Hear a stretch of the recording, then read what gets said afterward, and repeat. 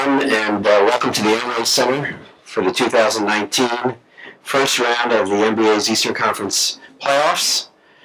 We are happy to be joined this evening by the Governor of the great state of Florida, Ron DeSantis, and to my far left, the President and CEO of the Central Florida Sports Commission, Jason Siegel. We are extremely excited to be hosting a playoff game again here at the Amway Center. It's been far too long. Of course, for the first time in 7 years, the Magic will be are competing in the NBA's Eastern Conference playoffs, and we're extremely excited to be playing before our home fans again this evening. It's going to be quite a monumental evening. We have a lot of members of the media from around the world with us here tonight. We've issued over 240 media credentials for tonight's game. Media are here from over 6 countries, and in addition to, of course, Canada and the United States. You all are very aware that the NBA is very much a global game, being broadcast now in over 215 countries and territories around the world in over 50 languages. Additionally, the NBA has 1.5 billion social media followers around the world. And in fact, the Orlando Magic social media audience this year surpassed over 7 million followers itself. We are extremely proud to represent the state of Florida and, of course, Central Florida and Orlando around the world, as the Orlando Magic has represented our state in traveling to games played internationally in China, Brazil, England twice, Japan, Mexico twice, as well as earlier this season. We are incredibly proud of the amount of professional sports in our state and what it does for our state's economy. In 2017 alone, the sports industry, I should say, accounted for $51 billion in economic impact throughout the state. And a lot of that has happened here in Central Florida and here at the Amway Center. Just one example is the hosting of the NBA All-Star Weekend back in 2012, which itself generated over $95 million of economic impact for the Central Florida and Florida economy. And we hope to host the NBA All-Star Weekend again here soon at the Amway Center. So we welcome everyone. We hope everyone enjoys a great competition this evening. And at this point, I'd like to turn it over to Governor DeSantis. Governor? Well, thanks for having me. Professional sports is really a key part of our state, and I think to see a team like Orlando, really overperform expectations, finish the season really strong, take a game from Toronto at Toronto, and now come back here. You can feel the excitement in the community. I mean, it's a really, really big deal. I grew up in Florida. I was on the west coast of Florida, in Central Florida, and I remember when the Magic started. I mean, we didn't have any teams until the Heat and Magic came. So the 80s, Atlanta was the closest one, and I remember the old Magic teams with like Scott Skiles and those guys.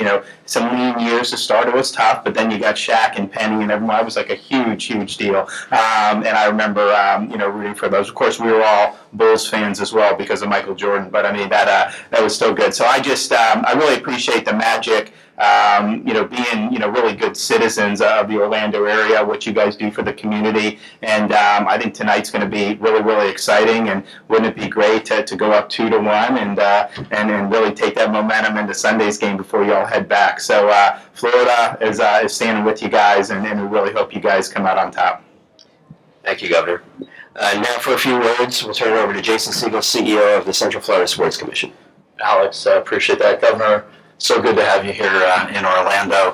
On behalf of our Board of Governors and our Board of Directors at the Sports Commission, Mayor Demings, Orange County, we represent Lake, Seminole, Osceola County, and of course the City of Orlando and Mayor Dyer. So pleased to be with you here to talk a little bit about our sports community. Alex referenced the billions of dollars that are part of the landscape and sports economy here in Florida, and we at the Sports Commission are so proud of so much of the work that's been done within our community to drive special events, big events, marquee events into our community. When you think that 72 million of the 118 million visitors that came to Florida in 2017 came to Central Florida, 60% came to Central Florida, you know that there's a significant contribution through sports, through visitation, that adds up and is part of that $1 billion mark. Certainly we can't do this in this community without our partners in tourism, from hotel and lodging to certainly our theme parks and attractions, our world-class airport, our incredible facilities that we have in this community, 24 plus facilities, and so many more that are in the planning stage and are being reimagined, and certainly on the shoulders of these enormously successful pro franchises, the Orlando Magic first and foremost, and City Soccer and Solar Bears and Pride, and of course our UCF Knights here in Orlando as well. We certainly are focused on 5 major areas, marquee events, so many that are coming here to Orlando in the near future. The 22 Special Olympics Games, WrestleMania was here, our MLS All-Star Game coming this summer, so Arnold Palmer Invitational, the NBA All-Star Game, Bassmaster Classic, and a number of others, NFL Pro Bowl to name a few. So certainly in that major league space. The NCAA space, hosting March Madness for years, 4 college bowl games that come here annually, including the Florida Classic, of course. Division I men's and women's tennis is coming here to Orlando this May, and dozens of other conference championships. Of course, the amateur and leisure space, esports, and we have a great tradition in this marketplace of welcoming U.S. Olympic sports. Make no mistake, though, when it comes to the engine that moves and has fueled this community, it's led by the Orlando Magic, and it has been for 30 years. Their ownership, their leadership with Alex Martins, certainly all of our stakeholders in this community contributing, but it's the Magic and their commitment within this community and to our sports ecosystem on and off the court has been unwavering, and we couldn't be more appreciative of their contributions. So with that, of course, as the cheerleaders in town, you know, I end my remarks with, of course, go Magic, and let's get that second win tonight. Thank you, Jason. We'll open up for questions. If you can please wait for a microphone, state your name and affiliation. Start with John Denton.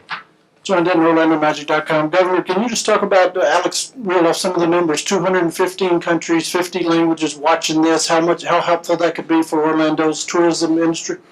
Oh, yeah, no, it's very, I mean, look, Orlando truly is a place where you can sell people all over the globe to want to come. I mean, we're already doing that. I'm going to be leading a delegation to Israel at the end of May, and one of the things I wanted to do was to get Israel's airline El Al. You know, they do a direct flight to Miami. Obviously, there's a lot of synergy in the South Florida community with Israel, but I wanted to bring it to Orlando, so they've agreed to do a direct flight from Israel to Orlando. And so you're taking a wealthy country in the Middle East, a democracy. You're going to be bringing people. They're going to go to all the theme parks and everything. And so I will be talking about the need to bring more people to Central Florida. And the same thing, we're going to do more in South America. I think last year we did see a little bit of a dip for the first time in a while statewide. So we want to make sure that we're able to do more of that. You know, in Israel, I'm going to tell them about all the theme parks. So there is one theme park, if you know that probably the people in Israel would need to visit, and that's the Holy Land theme park. I think they got that one covered over there just fine. It's tough to follow that one, Governor. Tim Reynolds with the Associated Press. To follow up a little bit more broadly on John's question, I mean, we all know that we're a tourism-dependent state, obviously, and sports are a huge part of that. We're not adding a whole lot of teams. I mean, Miami is allegedly getting MLS if they ever find a stadium and all those things. But how can you envision growth to the sports industry in this state? What are you hoping for, or are we starting to flirt with what potentially the ceiling might be for sports in this state? Well, if you're talking about bringing in new franchises, look, that's a lot. There's a lot of issues with that with each leagues and other. I mean, we have a number of franchises now. It was much different than when I was growing up. I mean, in like the '80s, you had the Dolphins, and you had the Bucks. You had no Major League Baseball. You had no National Basketball Association. I don't think you had hockey until the early '90s. And so I think we're in a good spot. But the one thing when we were talking earlier. When the Magic came here, I mean, Orlando was like it was a metropolitan area, but I mean, it's probably doubled in size since then. And if you look at the places that are experiencing growth, Central Florida is one of the top in the entire country. We're working obviously to diversify the economy so that there's different things. I think there's a lot of good stuff going on here that we'd like to expand. And so I think the market here is going to be a really, really good market. And I think it's a team like Orlando, I think is in a good place to succeed because you're going to have more eyeballs, you're going to have more people who are going to want to come. So in that sense, I think it's the future's good. But then you look at, like they mentioned, the tennis, like Lake Nona. That was nothing, 10, 20 years ago. Now you got all this medical, all this stuff, and they got this phenomenal tennis complex down there. And so I think that there are different things. And so there's things we can do. Like I think getting marquee events, like they had mentioned, the All-Star Weekend, I think that's great. I'm all for doing that.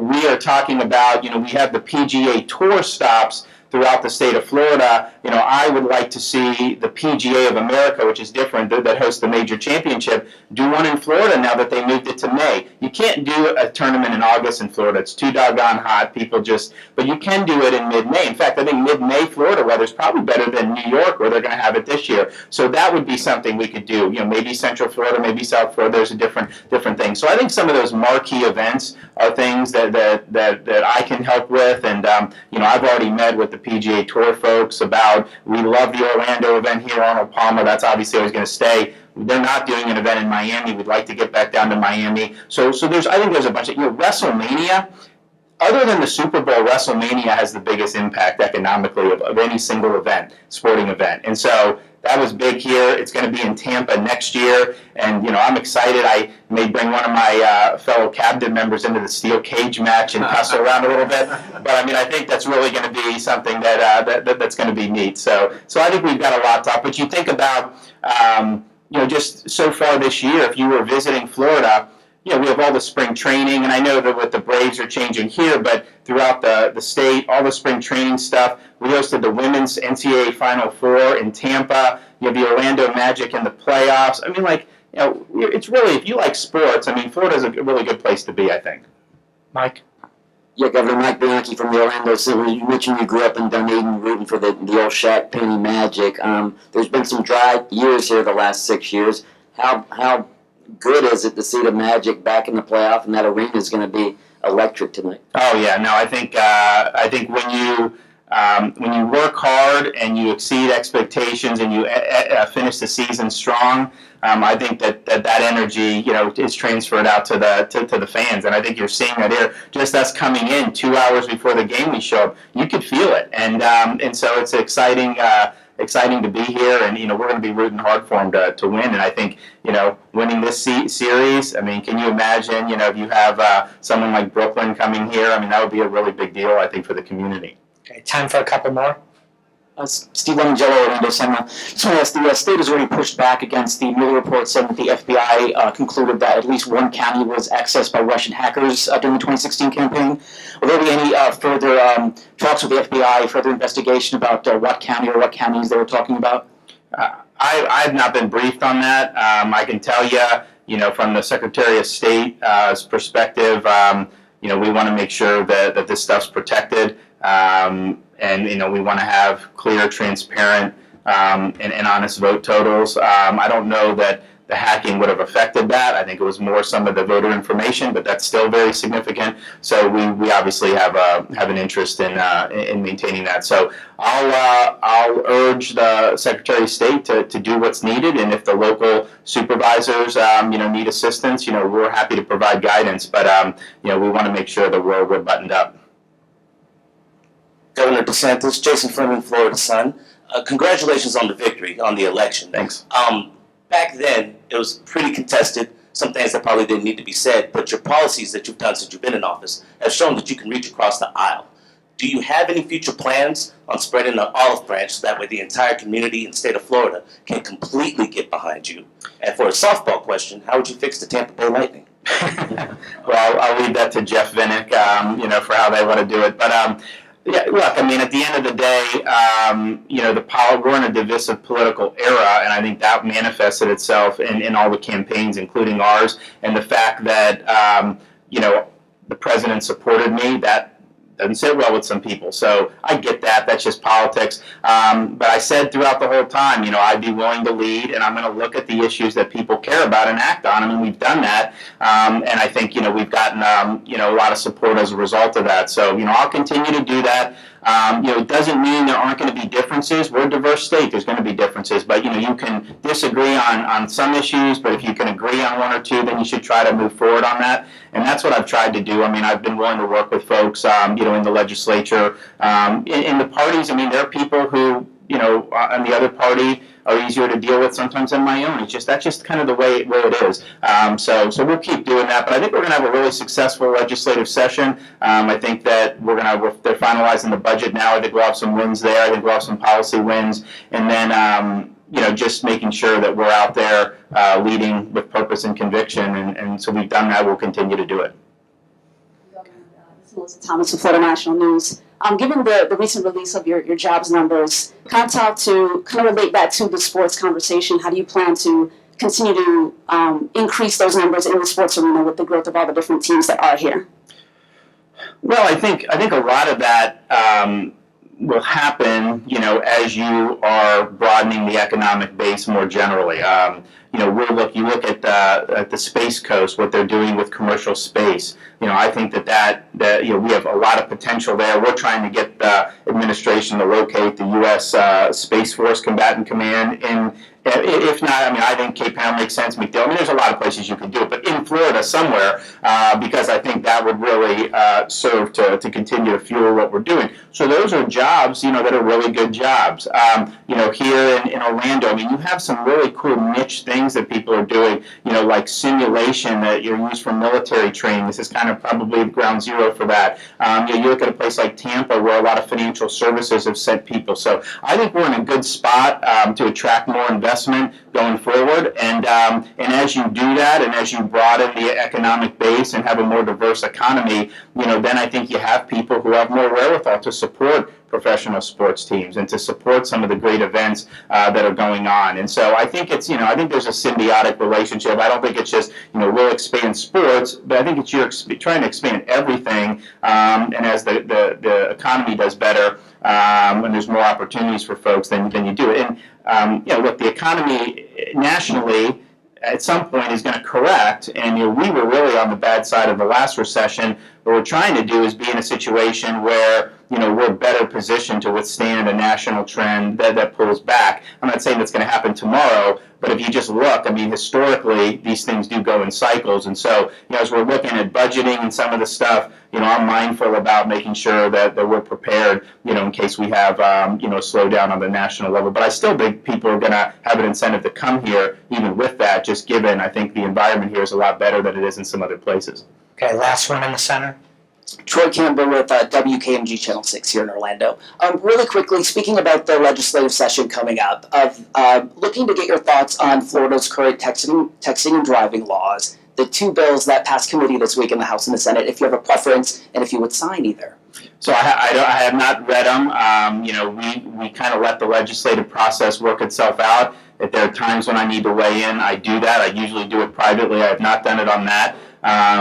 I'm supportive, generally speaking, of the concept of not texting when you're driving. And so if the bill is focused on that, I'd probably look favorably upon it. The one concern I've raised about it is just, you need to enforce it routinely, and you can't just have one person out of 1,000, get pulled over. And so you have to be willing to do that. Then that will send a signal. Then I think people will get the message. But I think if you do it and you don't enforce it, that's probably not going to be as effective. So as long as it's something that will be enforceable, we'll do. But I think it's without question, puts more people at risk on our roads when you have that. And I'd like to be able to protect folks and have safer roads. So I haven't seen the bill, so I don't want to commit. I'll vote for this or that. But I think the concept is something that I've been generally supportive of.